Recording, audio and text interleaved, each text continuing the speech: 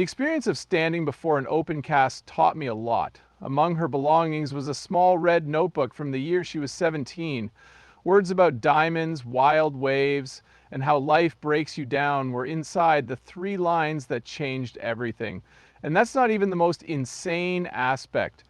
On the night of her death, Kathryn Kuhlman knew precisely what time she would pass away. When it happened, the hospital was filled with an odd, rose-like odor that no one could put their finger on. Our focus today is on the faith healer who sparked the greatest controversy within America's underground journal. May 1907 was the birthplace of Kathryn Kuhlman in Concordia, Missouri. Her parents were German Americans, so faith was always present in their household. She came from a Methodist family and her father was a Baptist. Her mother was both a strict disciplinarian and an excellent Bible teacher. She ensured that Kathryn had a solid biblical knowledge. The person who loved and supported her the most, though, was her father. As soon as he got home from work, she would rush to be with him because she loved him. Her perception of God was transformed by that love. Neither did she perceive God as distant or cruel. Always by your side, he cherished you. Living in Concordia was simple. In this little town, everyone was familiar with each other. A strong sense of faith and mutual aid were commonplace in that community. The value of hard work and responsibility was instilled in Kathryn by her family at an early age. Still, she sensed a stirring within herself, even in her familiar environment. At the age of 14, she attended a revival service at a Methodist church. Church was different tonight, though she had been there many times before. During their speech, an event occurred. An overwhelming sense of God's love washed over her. Like an internal conflagration, it was overwhelming for her. She did not listen to orders and instead proceeded independently. Everything shifted that night. She sensed God's calling on her life, not merely her belief in him. Life, as she knew it before that moment, was forever changed. She became more invested in her Bible study, prayed more earnestly, and made it a point to attend church regularly. It was known to her parents. They were firm, but they supported her and believed in her. Even so, nobody anticipated her subsequent actions. The senior left high school at the age of 16. Making a choice wasn't easy. She felt a pull away from school, even though it was unusual to leave so early back then, and she knew that an education would provide her with stability. Both Myrtle, her elder sister, and Everett Parrott, her brother-in-law, were itinerant ministers. Preaching and leading revival meetings, they traveled from one town to another. It seemed like a chance to Kathryn. With their help, she embarked on a life that was difficult, full of surprises, and completely unstable. For 5 years, she accompanied them on their travels. The journey was difficult, but it yielded greater rewards than any classroom could have offered. In other words, she was a pessimist. Many were ill, starving, and terrified, and she witnessed it all. Still, she had faith. She witnessed firsthand the power of religion to uplift individuals and the transformative power of a single sermon.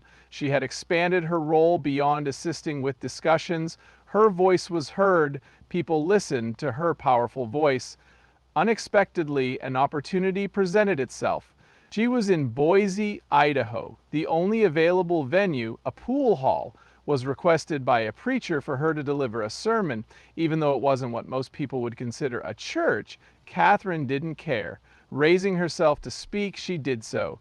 Men who weren't there to listen to a sermon made up the bulk of the room's unruly crowd. Although she did not halt. She preached about grace, about forgiving one another, and about a God who welcomed people no matter where they were. Her words went unheard by some. That night, though, something had begun. It was her inaugural sermon. It was held in a humble chapel. There was a lack of a pulpit, stained glass, and choir. A small room with only a handful of individuals occupied it. She was prepared for a more substantial challenge by 1935. She repurposed a Denver truck garage that had been abandoned into a place of worship. Even though it was hers, the Denver Revival Tabernacle wasn't very fancy. Her neon sign read, "Prayer changes things." She placed it outside. A lot of people were curious. They would gather nightly to listen to her discourse. The congregation flourished rapidly. Nearly 2,000 people joined it in just a few years. On Sundays, it served as more than just a place of worship. There were events with guest teachers, Sunday school, and groups just for women. Some, such as Phil Kerr, talked about heavenly wellness. Others, such as Burroughs Waldrop, introduced a magnetic presence that would cause Kuhlman unanticipated complications down the road. As her church expanded, her influence grew. She was dissatisfied simply with contacting individuals who could show up in person. To accomplish more, she yearned. At that moment, she switched on the radio. She founded the KVOD show Smiling Through. Despite its brevity, it had an impact. She was now speaking directly to people in their homes, even though they had never been to her church. Things were kept simple by her. The Anderson Trio, a group of women who were close to her, provided musical accompaniment and sermons for the program. It wasn't your average gospel concert. It hit close to the heart. She refrained from soliciting donations on the show. She leaned in close to the word. People were moved by that sincerity. They had faith in her. Because of that faith, her church was able to expand beyond Denver. A national television show would be born out of it years down the road. However, at that moment, radio served as her means of reaching a wider audience. Critics would find a way to find fault with her regardless of her achievements. According to many, women shouldn't hold pulpits. Her authority was misunderstood by some. The notion of a female preacher constructing something of such magnitude solo was unappealing to others. She wasted no time getting into a fight. She would repeatedly state, "I didn't ask for this," in response to questions about her authority to lead a ministry. My goodness, I'd much rather be doing anything else right now. She had never considered herself an ambitious person. She was following her intuition. When Kathryn Kuhlman met Burroughs Waldrop in 1937, it was a watershed moment in her life. As a preacher in Denver, she had become well known and respected by those who listened to her message. Waldrop was a charismatic and powerfully voiced evangelist hailing from Texas. Her request that he speak at her Denver Revival Tabernacle was based on her admiration for his dedication to serving others. The admiration, though, swiftly transformed into something else. The catch was that Waldrop was already in a marriage. He pursued a relationship with Kuhlman despite having a wife and 2 young children. She tried to convince herself that their relationship was strategic. Like her work, her love seemed to be a calling. In October 1938, Waldrop and his wife divorced. Not long after that, in a small private ceremony in Mason City, Iowa, he was married to Kuhlman. According to her, God had paired them up. It caused a stir among some. A rapid deterioration occurred. The Denver congregation she served was appalled. As a protest, a few members of the congregation departed from the church. The Evangelical Church Alliance severed ties with these groups. Christian authorities condemned the union, calling it a betrayal of faith. After the scandal made headlines, Kuhlman's name became associated with disgrace rather than devotion. Also hit hard was Waldrop's ministry. Both his reputation and the funding for his Mason City radio chapel declined. They set out on a mission to preach in various locations because they were hell-bent on starting over. However, the scandal trailed them wherever they went. Not all pastors were eager to welcome them. Less people were there. The financial situation deteriorated. Eventually, the weight of it all became too much to bear. Kuhlman was losing everything she had ever accomplished. She had been a well-known preacher before. She opted for a difficult path. By 1944, she left Waldrop behind. Their divorce was finalized 4 years after they filed. There was much introspection and a turning point at the same time. Her love for him was so strong that she sacrificed her ministry, a decision that nearly broke her. During the subsequent years, she pondered matters and sought a means of advancement. She needed to restore her reputation and her faith. She started simple, Franklin, Pennsylvania's radio prayer show, just regular gatherings to worship and improve. A resurgence of interest occurred.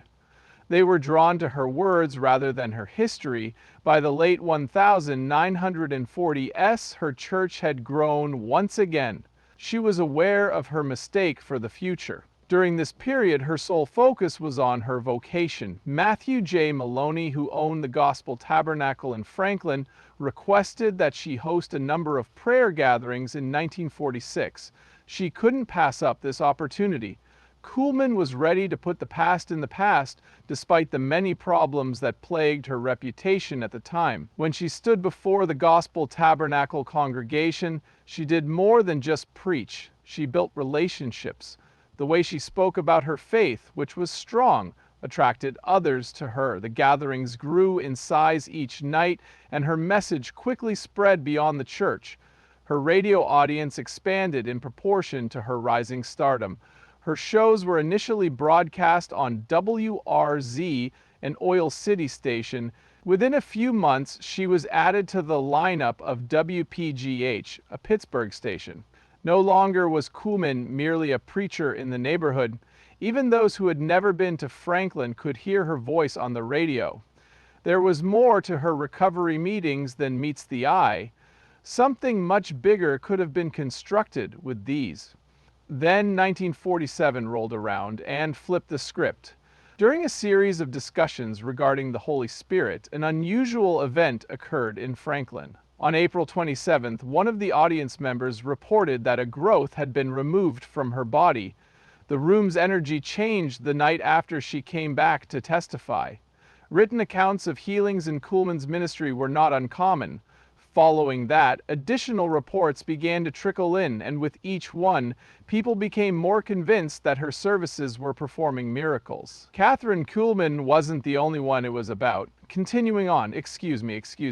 The United States saw the rise to fame of several faith-based physicians in the late 1940s. National attention was drawn to William Branham, Oral Roberts, and Billy Graham as the healing revival movement spread nationwide. However, Kuhlman stood out. She didn't refer to herself that way. She knew it couldn't be her fault if miracles were occurring. Praying and having faith allowed the Holy Spirit to work. Her approach was unique. No major shifts or stern directives were issued. With her words of encouragement, she transformed the room into a sacred space where people could wait for God to arrive. Subsequently, individuals responded. The accounts of people's recoveries continued rolling in, cancer vanishing, obstacles dissipating, and pain disappearing instantly, and imperceptibly, she continued her passionate desire to be healed.